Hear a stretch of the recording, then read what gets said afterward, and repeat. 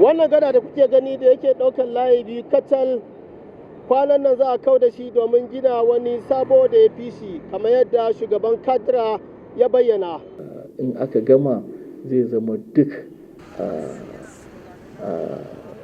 sabuwar gada ce wanda take da tsayi sosai, wanda duk abubuwan nan da ake gani a wannan gadan za a kawar da shi, wato doron nan za ta miƙe, za a faɗaɗa ta, za a yi randa a ƙasa, wanda kuma akwai sabis ɗin da muke faɗi wanda zai ba ma motoci dama a nan ƙarƙashi su sami walwala da sauransu. Ya tabbatar da masu amfani da hanyar cewa za a samar da wata hanyar da za su riƙa bi yayin da suke wannan aikin.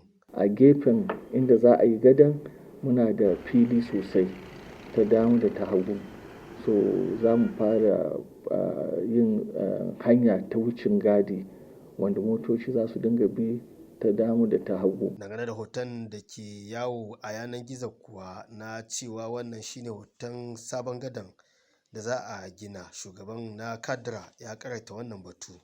Akwai zanen da aka yi na gadan na engineers, sannan kuma akwai abin da ake ce ma 3D, watan fasalin yadda zai nuna ma jama'a yadda gadan zai kasance da zarar an gama.